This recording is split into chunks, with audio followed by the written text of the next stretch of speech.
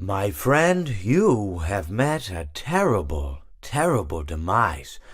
But, I don't feel too bad about it.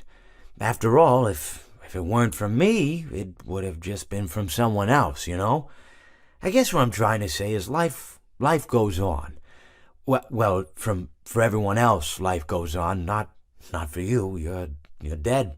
But that's neither here nor there. It reminds me of one summer day in the park. I was having just a delightful picnic with my good friend Orville. And I said to him, Orville, I have a story. And he said to me, what's the significance of the story? And I said to him, Orville, not every story has to have significance, you know? Sometimes a story is just a story. If you try to read into every little thing and find meaning in everything anyone says, you'll just drive yourself crazy. Had a friend do it once. Wasn't pretty. We talked about it for years. And not only that, but you'll likely end up believing something you shouldn't believe and thinking something you shouldn't think or assuming something you shouldn't assume, you know? Sometimes, I said, a story is just a story. So just be quiet for 1 second of your life and eat your sandwich, okay? Of course, it was only then I realized I'd made sandwiches, and poor Orville was having such difficulty eating it. Elephants have those clumsy hands, you know. Actually, I suppose that's the problem. They don't have hands at all, do they? They're all feet, and I couldn't imagine someone asking me to eat a sandwich with my feet. Now, if I recall correctly, there was a bakery nearby. I said to him, Orville, let me go get you some rye bread. Now, I'm unsure if elephants enjoy rye bread, but I assure you that Orville does. Now, this was on a Tuesday, which was good because rye bread was always fresh on Tuesday. They made sourdough bread on Monday and threw it out Wednesday, or rather, they sold it at a discount for people wanting to feed the ducks, and then probably at the end of the day, finally, they threw it all out. I don't recall. I do remember a man who would bring his son to the bakery every Wednesday and then go feed the ducks. He would buy all of the sourdough bread. Of course, you're not supposed to feed the ducks sourdough bread at all. It swells up in their stomach and then they all die. At least that's what I've heard. I never saw any ducks die myself, but I did notice a substantial decrease in the duck population over the course of a few years. I just never thought to stop the man and tell him that he was killing the ducks by feeding them sourdough bread.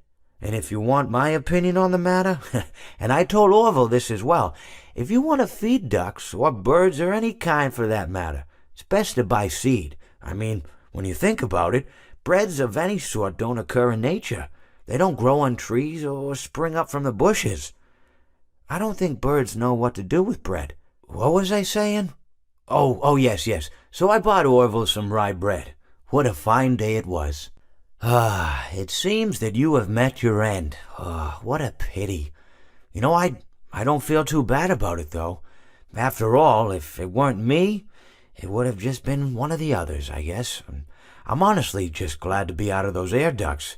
It's not easy for a hippopotamus to fit up there, and not easy to get down either, and not as young as I used to be, as you can see. I used to be able to do all sorts of things. You're young, you're vibrant, you have that sort of pep in your step.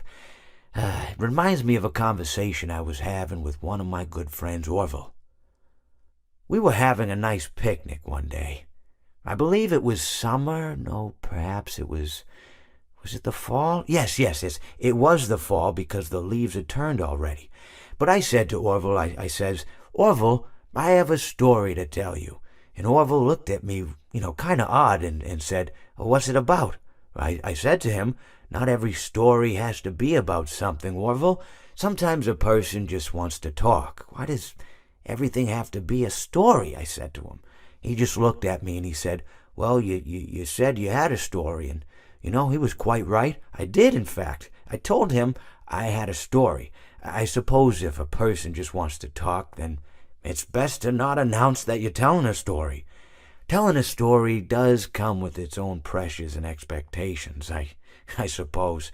After all, if you're just talking to a friend, then There's no more expectations than if you were talking into the wind. Words by themselves aren't expected to carry, aren't expected to stick. But if you announce you're telling a story, well then, there'd better be a point to it all, No one wants to sit and listen to someone ramble on and on and on with absolutely no end in sight. So, it's good to be mindful that when you tell someone that you're about to tell a story, that you have something to say. Telling someone that you're going to tell them a story is tantamount to asking them to stop what they're doing and pay attention. You're basically saying, hey, buddy, stop everything. Stop what you're thinking. I have a solution to everything. And, well, I didn't really have any story to tell. In hindsight, I probably just misspoke when I said that I had a story. I think it would have just been better to tell Orville that I wanted to tell him something rather than tell him that I had a story. But even then, it might have put too much importance on the whole thing. Either way, it was quite a nice day. I remember that we were drinking tea. Well, it seems that your journey has ended. Very sorry about that. It was always going to end this way, of course. If it weren't by me, it would have just been by some other, terrible thing. Just, you could not imagine how terrible it would be.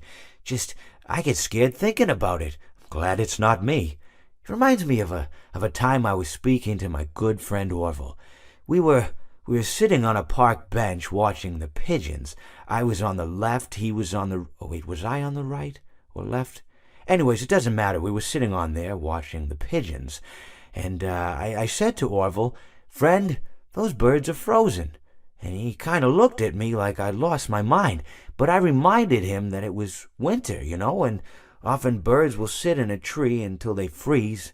And then they sort of fall to the ground until the sun warms up and they can, move around again. So I said to Orville, "You might as well save those breadcrumbs until the birds thaw, because they can't very well enjoy them in the condition they're in."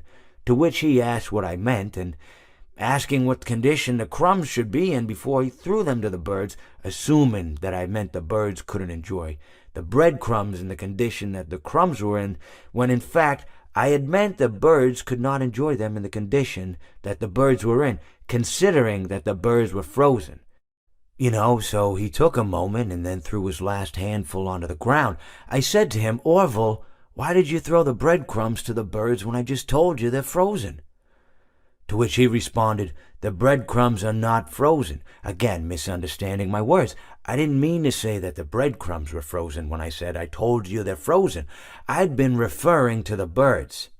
In hindsight, what I should have said was, and this would make perfect sense, "Why did you throw the breadcrumbs to the birds when the birds are frozen?" He misunderstood upon my correction, stating that he didn't know what else to do with the breadcrumbs, and that perhaps, when the birds thawed, they'd still be able to eat the crumbs. So I said to Orville, and this is what I said to him, I said, "Orville, the birds may be dead.